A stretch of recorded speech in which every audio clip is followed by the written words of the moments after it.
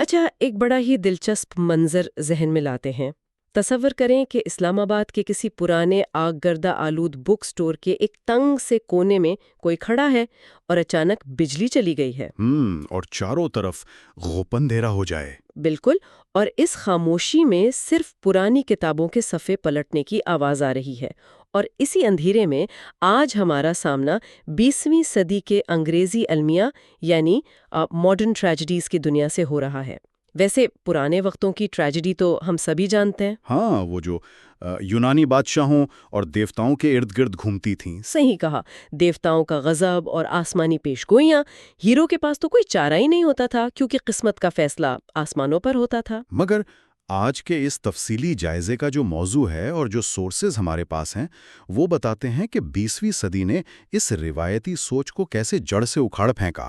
اصل میں common man and broken dreams modern English tragedies کے نوٹس بالکل اسی تبدیلی کو واضح کرتے ہیں۔ ہاں، میں جب یہ پڑھ رہی تھی تو میرا ذہن اسی الجھن میں تھا کہ آخر ایک عام انسان، چاہے وہ کوئی ٹریولنگ سیلز مین ہو، کوئی ہسٹری پروفیسر ہو، یا پھر راولپنڈی کا کوئی عام سا چائے والا ہی کیوں نہ ہو، وہ کس طرح کسی شیکسپیئر کے ہیملٹ کی طرح اپنے وقار اور ٹوٹتے ہوئے خوابوں کا دکھ جھیل سکتا ہے۔ آج کا ہمارا مشن اسی بات کی کھوج لگانا ہے۔ اور اس سوال کا جواب ان تاریخی اور نفسیاتی زلزلوں میں چھپا ہے جنہوں نے پچھلی صدی میں دنیا کی بنیادیں ہلا دیں۔ اگر ہم سورسز میں موجود ہسٹوریکل کانٹیکسٹ کو دیکھیں تو 20ویں صدی کے آغاز میں ہی سگمنڈ فرائڈ کے نفسیاتی نظریات نے تہلکہ مچا دیا تھا۔ یعنی انسان کی اپنی ہی نفسیات اس کے خلاف ہو گئی۔ بالکل، فرائڈ نے بتایا کہ انسان کو تباہ کرنے کے لیے آسمانی بجلی کی ضرورت نہیں ہے، اس کے اپنے اندر کے دبے ہوئے خوف اور الجھنیں ہی کافی ہیں۔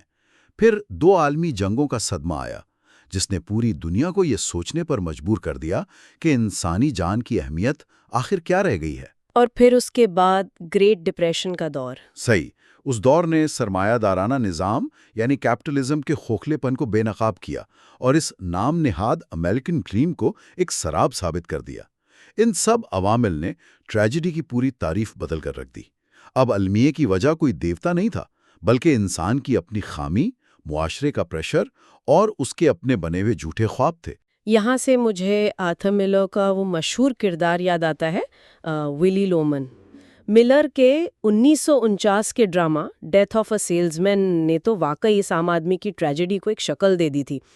لیکن مجھے جو بات سب سے زیادہ چبھتی ہے وہ یہ ہے کہ ولی لومن 63 سال کی عمر میں بھی اس وہم کا شکار کیوں رہتا ہے کہ وہ ایک بہت ہردل عزیز اور کامیاب شخص ہے۔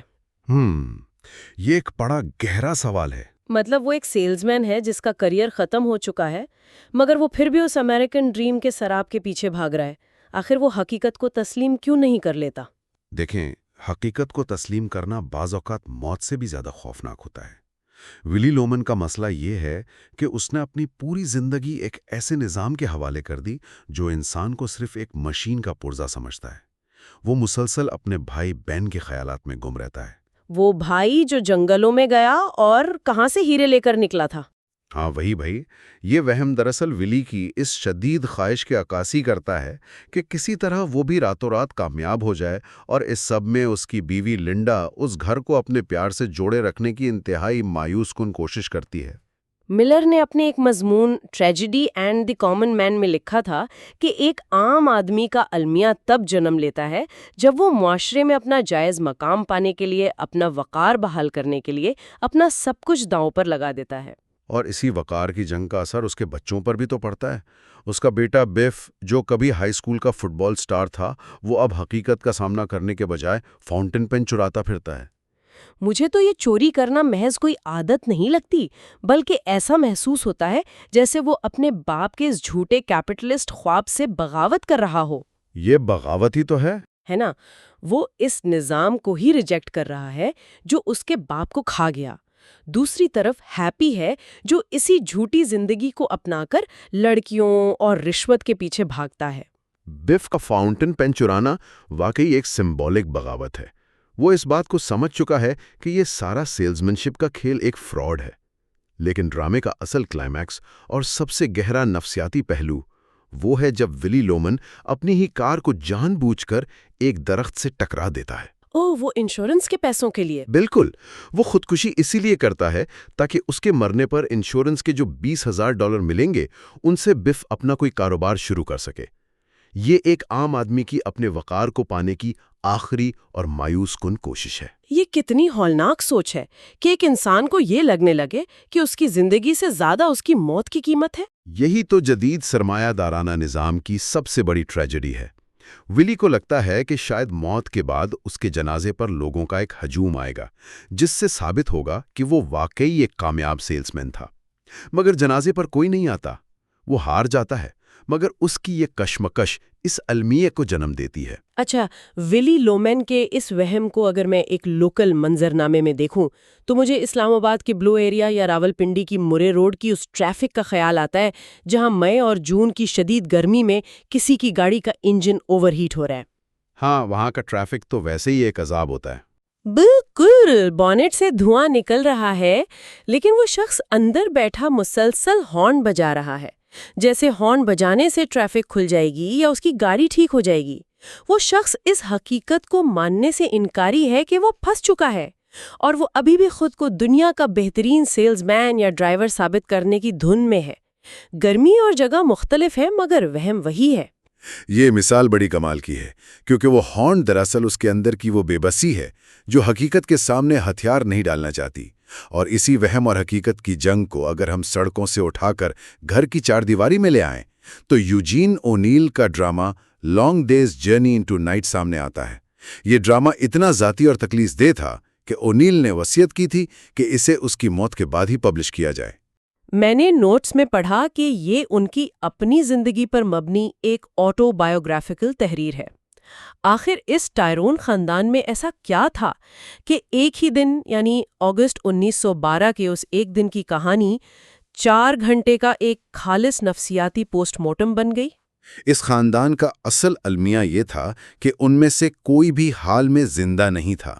باپ جیمز ٹائرون ایک ایسا اداکار ہے جس نے پیسے کی خاطر اپنے فن کو ایک ہی کمرشل کردار میں قید کر دیا، اور اب وہ پیسہ کا محتاج ہونے کے خوف میں مبتلا ایک کنجوس انسان بن چکا ہے۔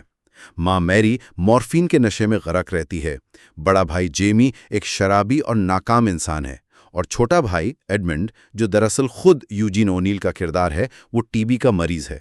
یعنی چاروں کردار کسی نہ کسی تکلیف میں قید ہیں۔ بالکل، اور اس 4 گھنٹے کے ڈرامے میں کوئی بیرونی دشمن نہیں آتا، ان کا دشمن ان کا اپنا ماضی ہے جو ہر چیز میں زہر گھول دیتا ہے۔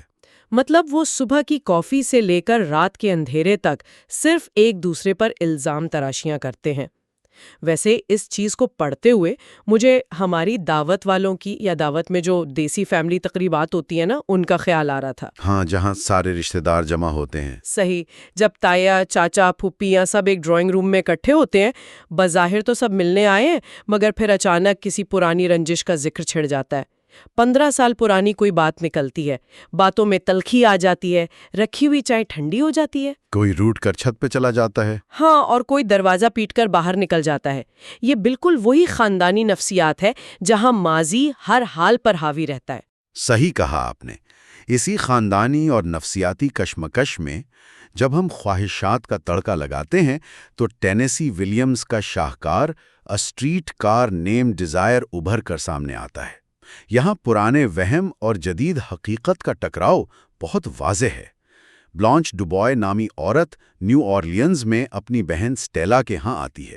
بلانچ پرانی نوابی شان و شوکت، نزاکت اور جھوٹے خوابوں کا مجسمہ ہے، جبکہ سٹیلا کا شوہر سٹینلی کووالسکی ایک انتہائی عملی، قوم اور کسی حد تک جانوروں جیسی جبلت رکھنے والا انسان ہے۔ اچھا، بلانچ کے کردار میں ایک عجیب سی الجھن نظر آتی ہے۔ وہ اپنے کمرے کے بلب پر کاغذی لالٹن چا دیتی ہے تاکہ روشنی سیدھی اس کے چہرے پر نہ پڑے۔ ایسا کیوں ہے؟ کیا وہ صرف اپنی ڈھلتی ہوئی عمر چھپانا چاہتی ہے؟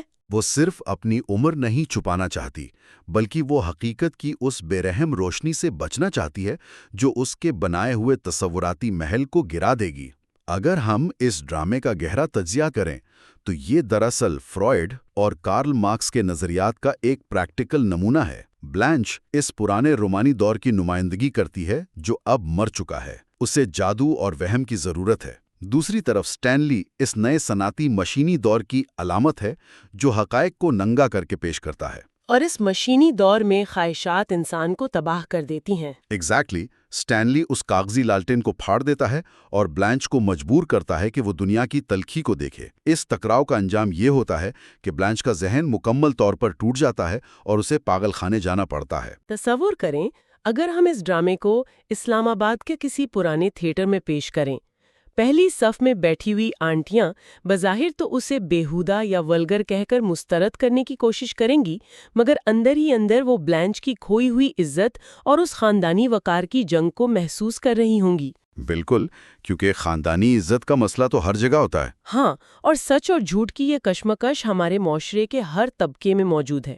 لیکن کیا ہوتا ہے جب دو لوگ ایک دوسرے کے ساتھ جڑے رہنے کے لیے جان بوجھ کر ایک بہت بڑا جھوٹ بولتے ہیں؟ ایڈورڈ ایلبی کے ڈرامے Who's Afraid of Virginia Woolf کے بارے میں سورسز کیا بتاتے ہیں؟ تصیق پکچر ہے۔ جارج، جو کہ ہسٹری کا ایک پروفیسر ہے مگر اپنی فیلڈ میں ناکام ہے، اور اس کی بیوی مارتھا، یہ دونوں رات کے 2 بجے ایک نوجوان جوڑے کو اپنے گھر بلاتے ہیں اور پھر اگلے 3 گھنٹے تک مہمانوں کے سامنے ایک دوسرے کی نفسیاتی چیر پھاڑ کرتے ہیں۔ اس میں سب سے عجیب بات تو وہ ان کا خیالی بچہ ہے نا۔ میں نوٹس پڑھ رہی تھی تو مجھے یہ دیکھ کر بڑی حیرت ہوئی کہ انہوں نے باقاعدہ ایک بچے کا تصور گڑھ رکھا ہے جو حقیقت میں ہے ہی نہیں۔ یہ اس ڈرامے کی جان ہے۔ جارج اور مارتھا کی شادی اندر سے مر چکی ہے۔ ان کے درمیان کوئی محبت، کوئی رابطہ نہیں بچا۔ اس کھوکھلے پن کو بھرنے کے لیے انہوں نے ایک خیالی بچے کی کہانی گڑھ رکھی ہے۔ یہ وہم ان کے رشتے کو سہارا دیتا ہے، مگر ڈرامے کے تیسرے حصے میں جارج اچانک یہ اعلان کر دیتا ہے کہ ان کا وہ خیالی بیٹا ایک ایکسیڈنٹ میں مارا گیا ہے۔ مگر وہ ایسا کیوں کرتا ہے جبکہ وہی جھوٹ ان کی شادی کو بچا رہا تھا؟ کیونکہ انسان ہمیشہ کے لیے جھوٹ کے سہارے زندہ نہیں رہ سکتا۔ جب جارج اس خیالی بچے کو مارتا ہے تو وہ مارتھا کو مجبور کرتا ہے کہ اب ہمیں اس بھیانک تنہا اور کھوکھلی حقیقت کا سامنا کرنا پڑے گا۔ جدید المیہ یہی تو ہے کہ انسان زندہ رہنے کے لیے خود اپنے لیے جھوٹ کے جال بنتا ہے اور پھر انہی جالوں میں دم گھٹنے سے مرتا ہے۔ یہ بات ہمیں ایک اور رخ کی طرف لے جاتی ہے۔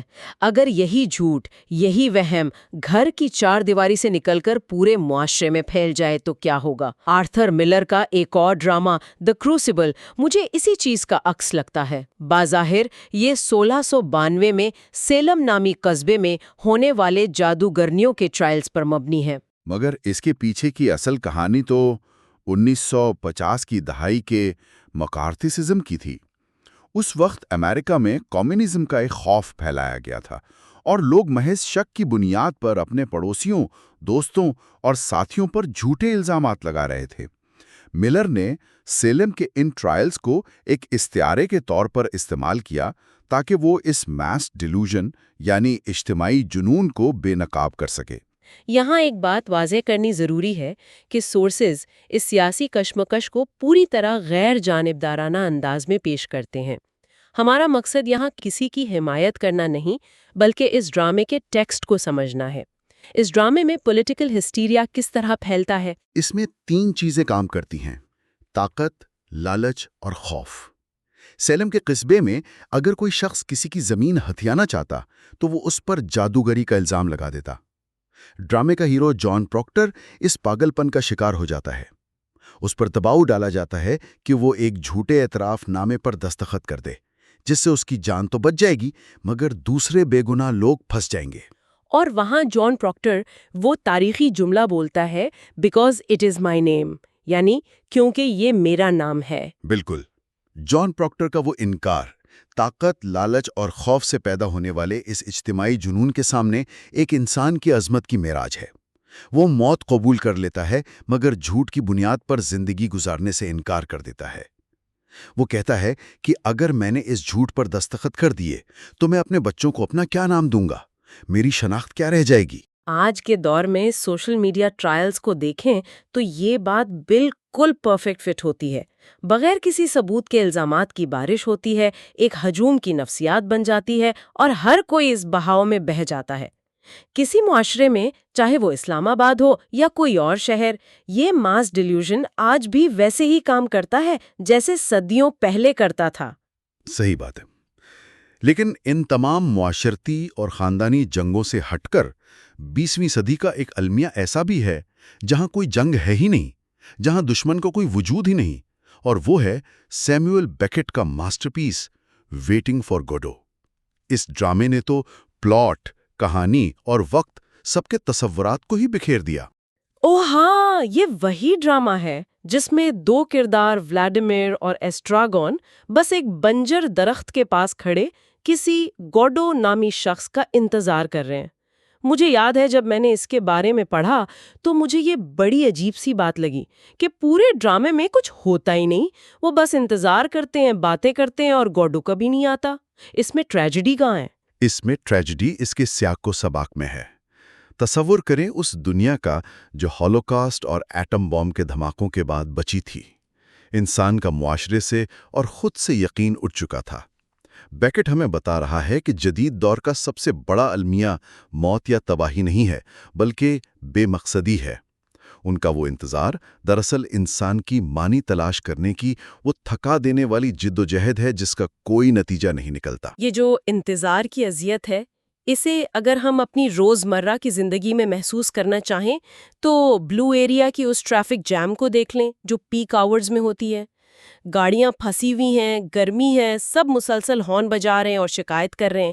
وہ نہ گاڑی چھوڑ کر جا سکتے ہیں نہ آگے بڑھ سکتے ہیں، بس اس اذیت کو برداشت کر رہے ہیں اور انتظار کر رہے ہیں کہ شاید کوئی گوڈو آئے گا اور ٹریفک کھلوا دے گا۔ یہی وجودی جبر معاشرے کے مختلف طبقوں میں مختلف شکلیں اختیار کر لیتا ہے، جیسے آگسٹ ولسن کا ڈرامہ فینسز دیکھ لیں۔ اس کا مرکزی کردار ٹرائے میکسن ایک سیاہ فام امریکی ہے جو بیس بال کا ایک بہترین کھلاڑی تھا، مگر نسل پرستی کی وجہ سے کبھی بڑی لیگز میں نہیں کھیل سکا۔ اب وہ کوڑا اٹھانے کا کام کرتا ہے۔ وہ اپنے گھر کے گرد ایک باڑ یا فینس بناتا ہے تاکہ موت کو اور باہر کی ظالم دنیا کو دور رکھ سکیں۔ لیکن ایسا کرتے ہوئے وہ دراصل اپنی ہی محبت کو اور اپنے گھر والوں کو قید کر لیتا ہے۔ سیاہ فام امریکیوں کے ٹوٹتے خوابوں کی یہ داستان ہے جو بتاتی ہے کہ کیسے وہ جنہیں بچانا چاہتا تھا انہی کو تباہ کر دیتا ہے۔ اس کے علاوہ پیٹر شیفر کے ڈرامے امادیس میں بھی تو ذہانت اور میڈیوکریٹی کی کشمکش کو دکھایا گیا ہے نا، جہاں ایک عام ذہن کا موسیقار جیلسی میں آ کر موزارٹ جیسے جینیس کو مٹا دیتا ہے۔ بالکل۔ ان تمام باتوں کو اگر ہم سمیٹیں تو 20ویں صدی کے المیوں نے ہمیں سکھایا ہے کہ اب المیہ زوال پذیر بادشاہوں کے بارے میں نہیں ہے، اب یہ کچن بار اور بیڈ روم میں ہونے والی لڑائیوں کے بارے میں ہے۔ انسان کی تباہی اس بات کا تعین کرتی ہے کہ وہ اصل میں کون ہے۔ اور سننے والوں کے لیے یہ باتیں اس لیے اتنی اہم ہے کیونکہ ان کہانیوں کا تعلق ٹھیک ہماری آج کی زندگی سے ہے۔ ہم سب کی زندگیوں میں کوئی نہ کوئی وہم پل رہا ہے۔ ہم سب کے خاندانی تعلقات ایک محاذ کی طرح ہیں اور ہم سب وقار کے ساتھ اپنی ناکامیوں کا سامنا کرنا سیکھ رہے ہیں۔ جیسے کسی مقامی قوالی کی محفل میں لوگ روتے ہیں اور پھر انہیں ایک سکون سا محسوس ہوتا ہے، وہی کتھارسس یہ کہانیاں ہمیں دیتی ہیں۔ غم ہمیں واپس آپس میں جوڑتا ہے۔ کتھارسس کا یہ کانسیپٹ سچ میں بہت پاورفل ہے، اور اس ڈسکشن کے آخر میں ایک نئی سوچ ذہن میں آتی ہے۔ اگر 20ویں صدی کے المیے سرمایہ داری، نفسیاتی الجھنوں اور جنگوں کے بارے میں تھے، تو کیا آج کے جدید دور کا المیہ یہ ہوگا کہ ہم آرٹیفیشل انٹیلیجنس اور الگوریدمز کے ہاتھوں اپنی انسانیت کھو رہے ہیں؟ یہ تو ایک بہت ہی گہرا اور ڈرے کر دینے والا سوال ہے۔ کیا ہم سب ایک ایسی ڈیجیٹل دنیا میں کسی سچائی انسانی کنیکشن کا انتظار کر رہے ہیں جو گوڈوٹ کی طرح شاید کبھی نہیں آئے گا؟ کیا ہماری اسکرینز ہی وہ نئی کاغذی لالٹینیں ہیں؟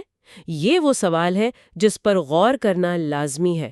آج کے اس سفر میں ہمارے ساتھ رہنے کا شکریہ۔ اس سوچ پر تھوڑا وقت ضرور بتائیے گا۔